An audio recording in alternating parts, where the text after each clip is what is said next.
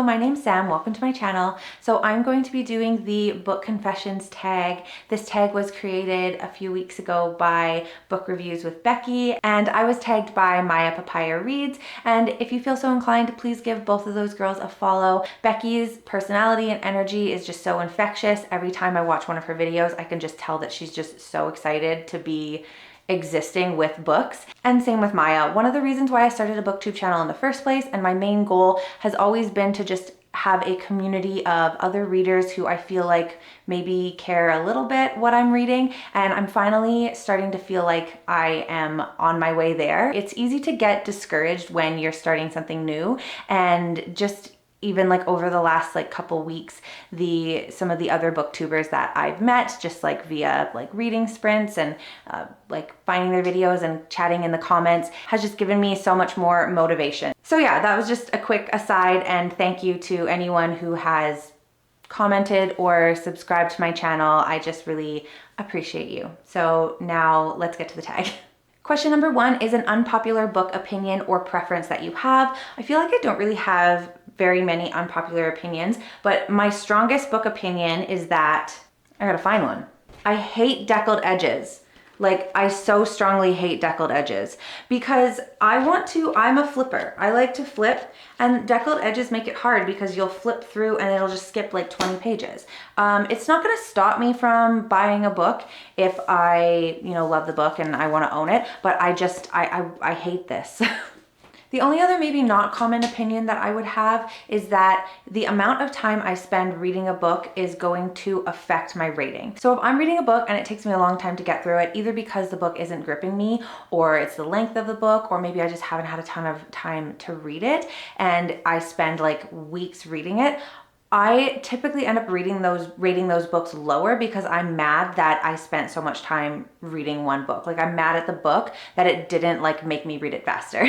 Same with shorter books. Like, if I spend like no time reading a book, like I read it in a day or I read it in like 2 or 3 days, I'm so happy that I read this book quickly that it usually makes it higher rated in my mind. Not necessarily because like the book itself was better, but just the fact that I was able to read it so fast, I'm having a great time, and those books are usually going to get higher ratings from me, which is a big reason why I'm currently trying to read a book a day in the month of May. So if you haven't already seen any of my shorts, I've been making like a little quick video every day about what book I have read that day. Question number 2 is, has your reading taste changed over the years and how? So I was a big reader when I was like a teenager and before like I went to school, before I went to nursing school. And then I was so busy with, school and starting a new job that I didn't really read very much. And then in 2019, I finally started reading again, like decided that, you know what, I'm gonna try to read like a book a week, or, I'm just gonna always be reading. And that was the year that I started like following people on BookTube. And then as for like my reading taste, the only big difference I can think of is that I'm reading less YA. So I'd say up to 2021, I was probably reading like around 30 to like 50% like YA, and now I don't really read very much at all. Like, I might read the odd one from like an author that I've already read, or like a series that I started way back, but I'm mainly reading adult stuff.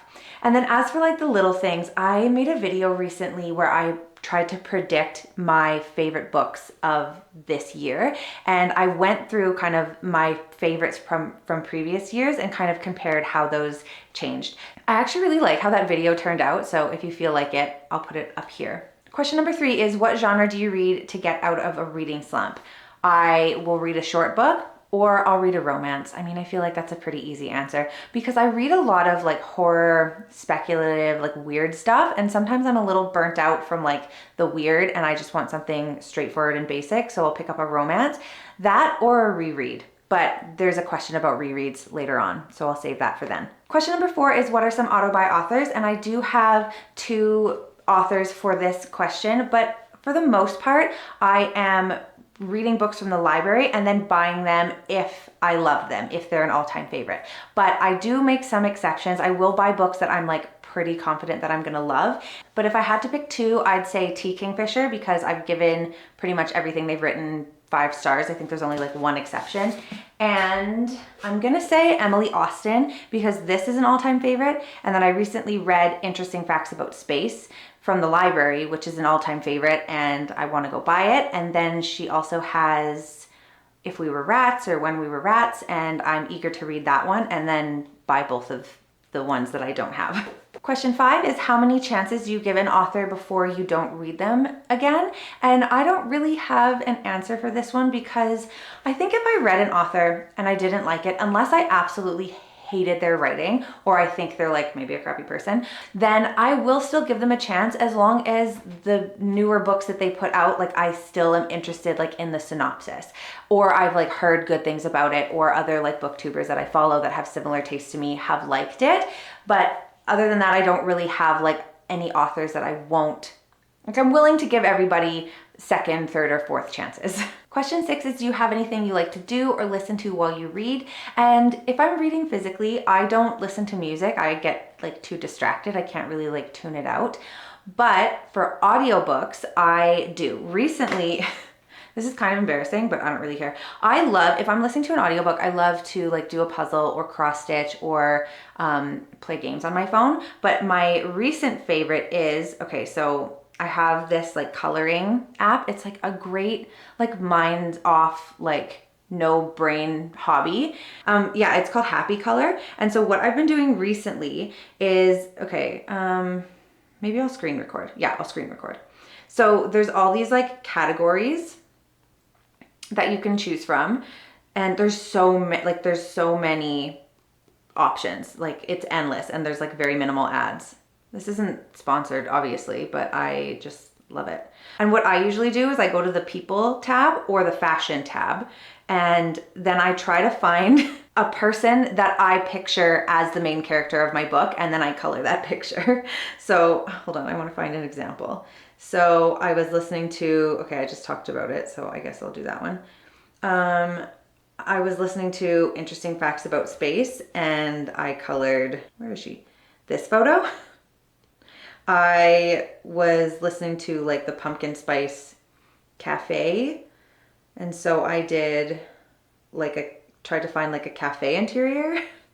And then I was listening to the Veronica Speedwell series, so I was coloring these pictures. That's how I picture Veronica Speedwell, and it's very entertaining. And yeah, that's kind of embarrassing, but that's what I do when I listen to audiobooks.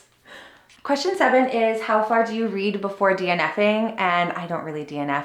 I can count on like one hand probably the amount of books that I DNF. I get FOMO. Unless I can find a very like specific summary or like spoilers of a book that I don't feel like finishing. Like if I can find like a like step-by-step summary, other than that, I want to continue it because I just get FOMO. Unless it's like, okay, if it was like, the only exception I'd say if it was like a super long book, like a 600 plus page book, and I was halfway through and I was hating it, I wouldn't want to put myself through the rest of it. But other than that, I don't really DNF. Question 8 is, do you ever find yourself making the same faces as a character in the book? I'd say I don't really think about this. Like I might maybe subconsciously, but probably not. It's more so like a mood. Like if something like really like happy or like funny or whatever is like happening, maybe my face might reflect that. The only thing I'd say is like with romances, how they are always like, oh, their eyes darkened or their eyes flashed or their eyes got hooded or something. I'm like, how do you? So maybe I'll try to think about that one. Or like the videos on like Book Talk or Bookstagram where, you know, people will like be like, oh, they bared their teeth or they looked up through their lashes, and it always ends up just looking so stupid. But no, I don't really do that.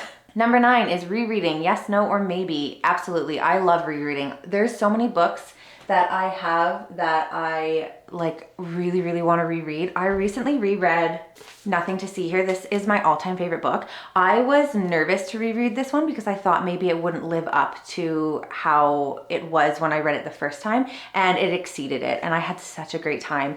And I feel like, I know that there's so many books out there that like I want to read, but if I'm like maybe not in the best mood or maybe in a reading slump and I just want to get myself back into it, like I would love to just pick up a book that I know I'm going to love. And plus a lot of books, like I said before, I read them from the library, and then if I absolutely love them, I'll buy them. And part of the reason why I want to do that is because I want to reread and annotate them.